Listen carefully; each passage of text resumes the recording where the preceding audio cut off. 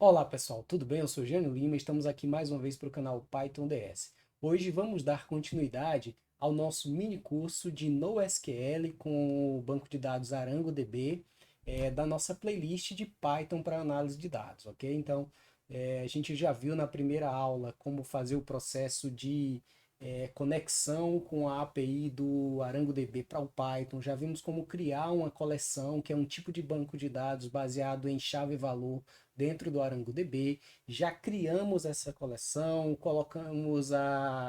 inserimos, né, dados individualmente, fizemos a inserção na última aula de dados em lote e fizemos algumas consultas básicas, né? Desde a consulta que eu brinquei lá, que era o nosso Hello World do SQL, adaptado para o NoSQL dentro do ArangoDB, e fizemos também algumas consultas um pouco mais completas para a gente ver o conteúdo completo da base de dados que a gente está trabalhando. Hoje vamos continuar com o processo de consultas usando algumas cláusulas que ajudam a gente fazer filtros nas consultas, fazer limitação e fazer alguns tratamentos adicionais dos nossos dados. Então vamos lá para o nosso vídeo.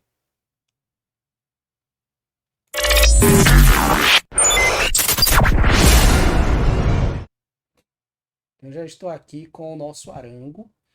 Se você não viu os primeiros vídeos, eu vou deixar o card aqui para você clicar e acessar as duas primeiras aulas e também na própria descrição do vídeo aí como você fazer os primeiros passos que você vai ver que estão aqui, tanto na preparação do ambiente para fazer a conexão com o Arango, quanto nas primeiras partes dessa segunda sessão em que a gente cria a coleção, né? Então, só para a gente ver, eu estou aqui com a coleção Caracteres, né, que são os personagens que a gente criou no primeiro vídeo dessa playlist, ou melhor, desse mini curso do ArangoDB.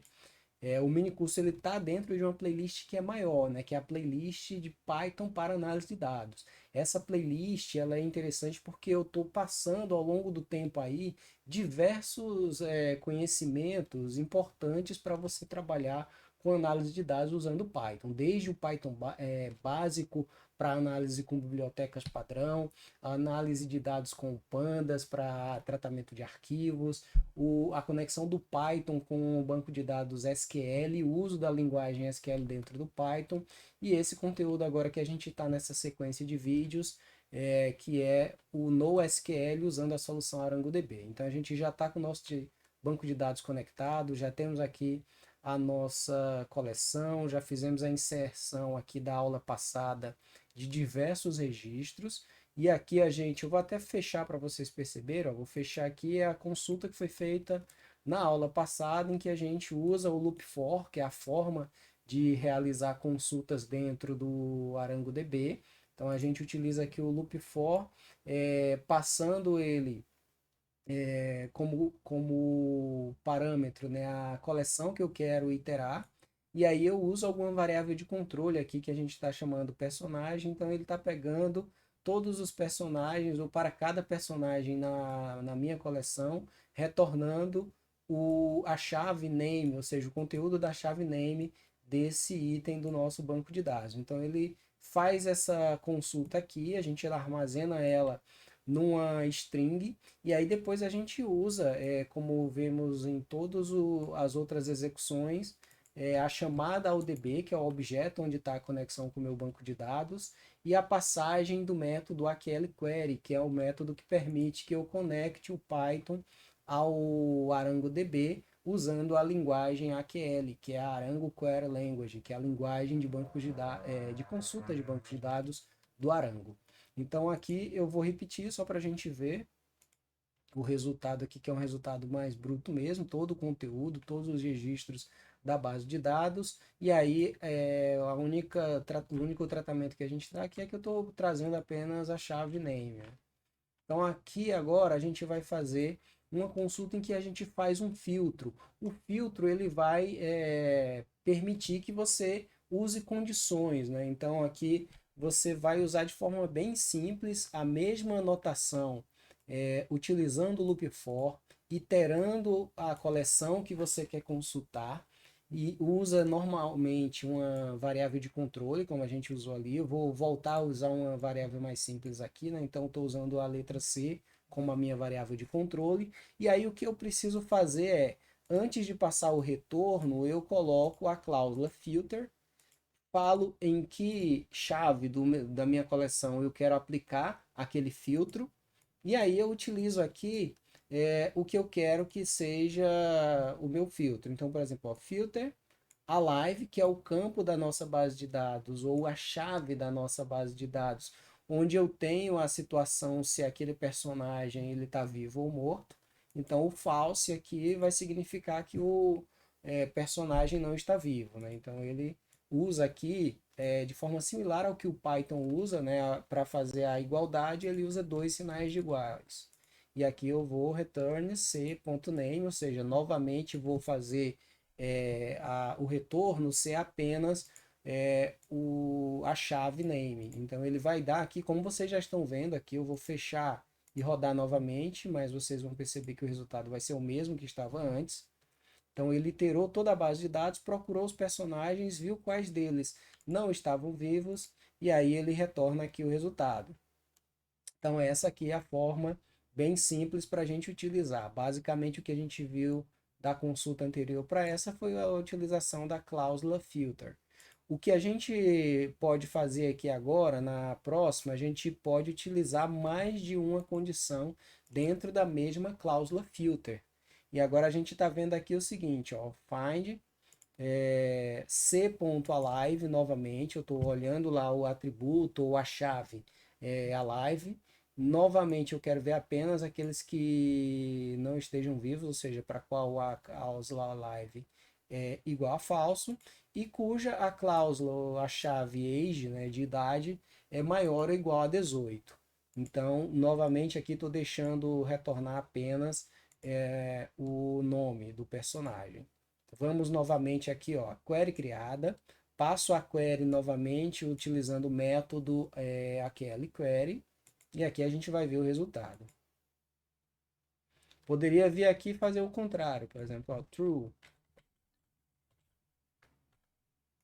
E aí um detalhe interessante aqui é que você está dentro aqui, como eu falei, da QL Query, ou seja, da Arango Query Language, e não do Python, quando você está em cada um desses objetos aqui, que a gente passa a consulta. Então aqui vocês percebem que apesar de eu estar utilizando um loop for, de eu estar utilizando aqui os valores verdadeiro ou falso, ele não segue o padrão do Python aqui. Você está vendo que eu estou utilizando maiúsculo, eu estou utilizando o true aqui todo minúsculo, então esse padrão é o padrão da linguagem AQL, não o padrão do Python. O Python a gente usa aqui fora. Então vejam que o mesmo for que eu usei ali dentro, né, eu tenho um for aqui iterando o resultado da minha query para exibi-lo na tela, mas aqui fora eu uso a notação Python. Aqui dentro uso obrigatoriamente a notação ou a sintaxe do Arango Query Language. Agora vamos rodar aqui com o inverso, né? E aí ele me mostrou aqui os personagens que estão vivos e cuja idade é maior ou igual a 18. Então, de forma bem simples, a gente utilizou aqui duas formas diferentes de fazer o tratamento aqui dos dados, o filtro dentro da Arango Query Language. A próxima parte aqui, a gente vai continuar com o filtro igual ao primeiro, e a gente vai fazer um processo aqui similar ao que a gente faria no SQL para fazer criar o apelido, né? Para os campos. Da mesma forma que a gente faz, não da mesma forma, mas aquilo que é possível fazer lá nas linguagens SQL tradicionais, aqui você consegue fazer também na linguagem no SQL Arango, que vai te permitir fazer aqui o seguinte, ó, eu estou dando o retorno, agora o retorno eu estou colocando aqui dentro dessa estrutura similar a um dicionário, na verdade é uma estrutura de chave-valor, e aqui eu coloco os valores que eu quero que sejam, ou melhor, as chaves, os apelidos que eu quero para as minhas chaves. Então, estou pegando aqui ó, o nome para a chave name, sobrenome para a chave surname e idade para a chave age. E aí a gente vai ter um resultado da nossa consulta em português. Vamos rodar aqui. Eu estou passando essas partes aqui de forma um pouco mais rápida porque a lógica vocês começaram a perceber que é bem similar. Desde o que a gente via fazendo na primeira aula, a gente sempre cria o objeto com a query que eu quero realizar. Depois eu executo o método db_query e aí depois eu exibo o meu resultado aqui. Esse caso aqui eu estou sempre exibindo o resultado, mas notem, eu demonstrei na segunda aula que essa variável queryResult ela guarda o resultado bruto da minha consulta. Então eu posso fazer qualquer tratamento no meu programa. Aqui, por uma questão de um exemplo de brinquedo, para a gente conseguir visualizar e não fazer um tratamento do dado, é que a gente está fazendo sempre o uso do print. Mas dá para você fazer tanto isso aqui, quanto você fazer o tratamento desse conteúdo, ou o próprio print você jogar para um arquivo, ou o resultado você fazer a criação de uma estrutura de dados do Python e fazer a análise que você quiser. Ok? Então, o nosso foco aqui não é esses conhecimentos complementares que você não precisaria necessariamente do Arango. Se você tem dúvidas sobre o que fazer com um conteúdo de uma consulta como essa, aí você pode ver a parte dessa própria playlist de análise de dados na qual a gente fala do Pandas, que tem várias técnicas interessantes para você fazer o tratamento de dados dentro do Python. Então você conseguiria, a partir dessa variável queryResult, por exemplo, jogar para dentro de um data frame, fazer uma análise, carregar as bibliotecas NumPy, fazer alguma análise complementar numérica, carregar a biblioteca Matplotlib, fazer uma análise gráfica desses dados. Então tudo isso são conteúdos complementares que boa parte estão nessa própria playlist de Python para análise de dados, mas eu vou deixar alguns links aí de dica, principalmente para esses tópicos que eu acabei de falar. O Pandas e a Matplotlib, para você fazer tratamento dos dados dentro do Python e para você fazer a visualização desses dados. Então vamos aqui, já tem aqui embaixo, na verdade, o nosso resultado, né, com o nome exibido aqui, ó, como a substituição da chave name, o sobrenome substituindo a chave surname e o idade substituindo a chave age. Então aqui o que você quiser, você consegue fazer esse tratamento aqui simples dessa forma, você colocando de forma explícita no próprio formato de chave valor um novo resultado aqui, ou novas chaves para o resultado da sua query. Deixa eu ver se tem alguma coisa mais interessante aqui na próxima. Eu vou deixando aqui uma série de outras queries aqui que você pode ir explorando, vendo o que elas estão fazendo. Então eu vou pular essa aqui, que é bem uma repetição da lógica que a gente viu, e vou passar direto para essa próxima aqui, que usa a cláusula limit. E a cláusula limit é uma cláusula interessante. Eu comentei na aula passada que tem uma parte do código lá de cima, onde a gente criou diversos registros nessa base de dados e fizemos a consulta e deixei uma parte inativa. Eu vou voltar lá, vou realizar a consulta de uma forma que eu disse que o resultado é o mesmo, mas por dentro o mecanismo do Python e da API está trabalhando de forma diferente, então não é a melhor prática o que eu vou mostrar para vocês agora. Depois a gente volta para essa célula, que essa célula sim permite a gente trabalhar de forma mais eficiente. Então vamos aqui, ó. Esse é o ponto. A gente tinha criado aqui todos os nossos registros, fizemos uma consulta que retorna aqui, ó, a base de dados inteira, mas eu posso querer ver só os 10 primeiros registros, por exemplo. E aí a gente utiliza essa outra parte aqui, ó. Vou inativar essa consulta.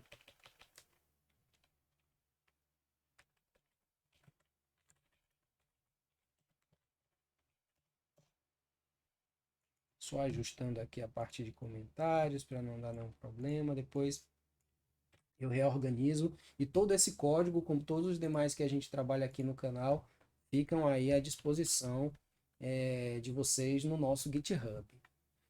Então aqui vamos ver se está correto. A consulta está indo lá, pegando tudo da base de dados e retornando apenas o nome.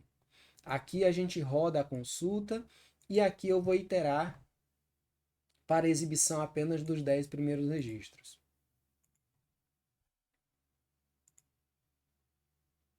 E vejam aqui que ele fez a consulta Ignorem essa última parte aqui, é porque o notebook, quando você deixa algum trecho comentado, ele joga esse trecho aqui para baixo, como se fosse um print, mas ignorem. Na verdade, nossa consulta está vindo até aqui. Então, ele está iterando aqui os primeiros registros. Notem que tem alguns problemas aqui. O primeiro problema é que você tem que, se você vai usar o loop do próprio Python, lembra sempre que o for ele itera sempre o n-1 aqui. Então, a gente provavelmente aqui, se eu contar, vamos ter 3, 6, 9, ou melhor, aqui foi o 10, ele iria dessa forma se eu tivesse feito isso aqui, em range de 0 até 10. Aí ele traria apenas os 9 primeiros. Mas vamos lá, ignora essa primeira parte aqui. Mas pode gerar confusão se você vacilar, igual eu acabei de vacilar aqui. Mas vamos lá. Então ele vai pegar assim os 10 primeiros registros. Tá tudo correto, tudo bonitinho, certo? Agora vamos dar uma olhadinha na nossa variável query result.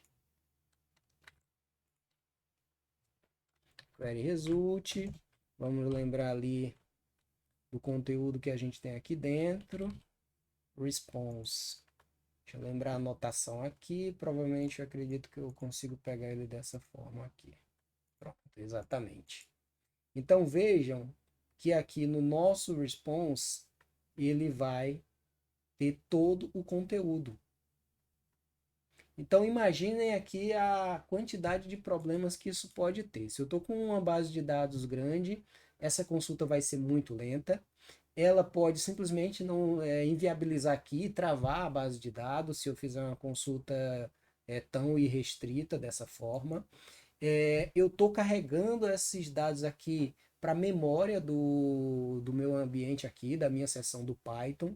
Então, assim, está totalmente errado fazer isso que eu acabei de fazer. Se eu quero só 10 registros, eu tenho que fazer de uma forma que a minha consulta já limite o resultado a esses 10 registros, a esses 5 registros, ao que quer que eu queira realizar de consulta. Então, isso aqui ele pode ser útil se você está fazendo uma consulta grande e quer fazer uma conferência. Igual a gente usa no Pandas o read lá, que pega os primeiros registros da base de dados, mas você só usa o read, só usaria essa lógica aqui se de fato você precisa de todo o resultado aqui de cima para uma análise mais complexa e quer apenas fazer uma conferência rápida, né? Um professor meu chama isso aqui de sanity check, né? O teste ou a checagem de sanidade, né? Seria você basicamente fazer um sanity check aqui que você usaria isso. Mas, do ponto de vista de otimização da sua consulta, de lógica de programação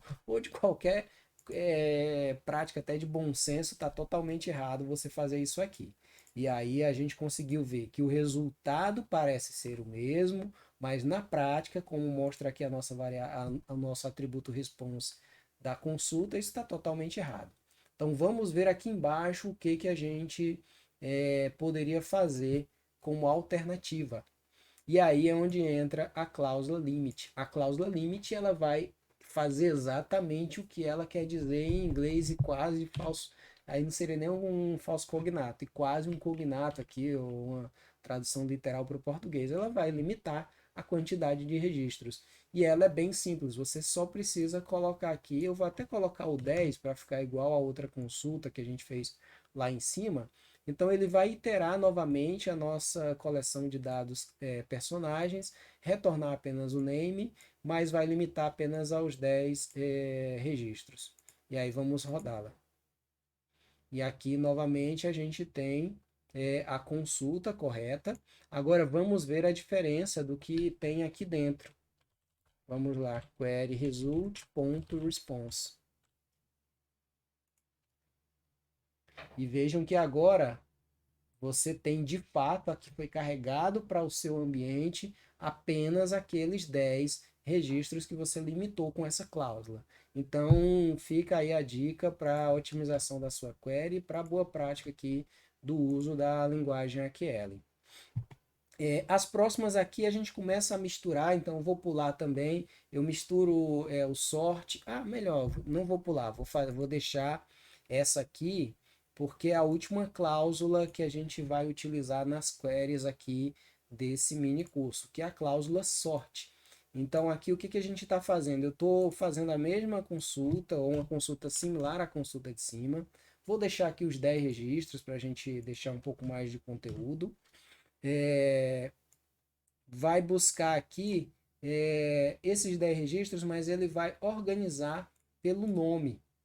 Então ele vai usar esse sorte aqui para poder organizar o resultado da nossa consulta. E aqui embaixo estou juntando com aquele processo de apelido para a nossa base de dados. Aqui no caso eu nem estou usando o apelido, eu estou usando os próprios nomes lá da nossa base original, mas aqui eu poderia fazer aquela questão do apelido. Então vamos rodar direto, depois a gente volta e muda aquilo ali. Então vamos rodar nossa consulta. Vejam agora, ó, ele foi lá, pegou os registros e aí percebam um detalhe aqui, ó, ele está pegando a base de dados original organizada por nome e aí sim ele traz os primeiros nomes aqui. Se você olhar essa consulta, esse limite aqui, não é a mesma daqui de cima. São nomes diferentes que estão sendo retornados, porque aqui ele foi sem fazer nenhum tratamento original da base de dados. Ele não está tratando aqui embaixo o resultado final, ele está tratando a própria base de dados e pegando ela de forma ordenada. E aí a gente tem aqui os nomes, os primeiros nomes em ordem alfabética retornados aqui para nossa consulta. E aqui, como eu falei, você poderia fazer aquele mesmo processinho aqui de colocar nome, sobrenome e idade. E aí você tem aqui a nossa consulta juntando todas as técnicas, ou a maioria das técnicas que a gente viu nessas duas últimas aulas sobre consultas de dados. A gente vai parar por aqui. A última sessão, né, desse curso, como eu falei, essa sessão 4 ela é a reprodução do benchmark. Existe um vídeo específico sobre essa sessão aqui no nosso canal, que é um vídeo com foco mais de pesquisa mesmo, de comparação do Arango com outras soluções, então não vou focar nele no nosso curso básico. Ele tem um foco até nos estudos que eu faço para o mestrado. Foi a partir desse estudo, desse benchmark, que eu tomei o conhecimento e comecei a estudar o Arango, e aí resolvi fazer esse mini curso para vocês. Se tiver interesse dessa parte específica do benchmark, seja para pesquisa ou até para realmente analisar o resultado dele e avaliar se vale a pena começar a estudar e implementar na sua empresa, então tem um vídeo que eu vou deixar aí na descrição. Então na última aula a gente vai discutir, eu não vou fazer, vocês estão vendo que é apenas uma célula, mas não vou fazer hoje, para na próxima aula a gente vai fazer a exclusão para finalizar o ciclo de vida aqui desse banco de dados, mas eu vou mostrar um pouquinho mais de outras formas de você usar o Arango, inclusive como você fazer esse processo de conexão que nós fizemos com a API, como você poderia fazer esse processo diretamente a partir da instalação local, de uma instalação em servidor do Arango, né? Porque como eu comentei na primeira aula, a gente está utilizando aqui os tutoriais ou o ambiente de tutoriais do ArangoDB, que ele disponibiliza lá até nesse repositório aqui da ArangoDB University. E nesse ambiente aqui, a partir do Oasis, que é a versão em nuvem do Arango, ele disponibiliza credenciais para que você faça esses testes, esses estudos. Mas a gente vai ver como você poderia fazer a lógica que eu já expliquei no primeiro vídeo, mas a gente vai fazer isso na prática no último vídeo dessa nossa sequência. Então, deixa eu só dar uma conferidinha se tem mais alguma coisa aqui, mas é isso mesmo. Então, a gente finaliza por hoje o nosso vídeo. Eu espero que vocês tenham gostado de mais essa aula aí do ArangoDB, com a implementação e a discussão dos conceitos de bancos de dados no SQL, dentro do Python. Se você não viu as outras aulas, volta lá, a gente deixou ao longo do vídeo. Eu falei um pouquinho e deixei os cards, mas está também na descrição desse vídeo. E se você já viu e está curtindo aí o conteúdo, além de deixar a sua curtida aí para dar o feedback para a gente saber se está sendo legal ou não o que a gente está produzindo, se inscreve no canal para que você possa acompanhar novos conteúdos que a gente tem sempre gerado aqui, sempre nesse meio ambiente do Python, da análise de dados, e de vez em quando a gente traz algumas ferramentas complementares. Então, espero mais uma vez que tenham gostado do conteúdo. Um abraço e até a próxima.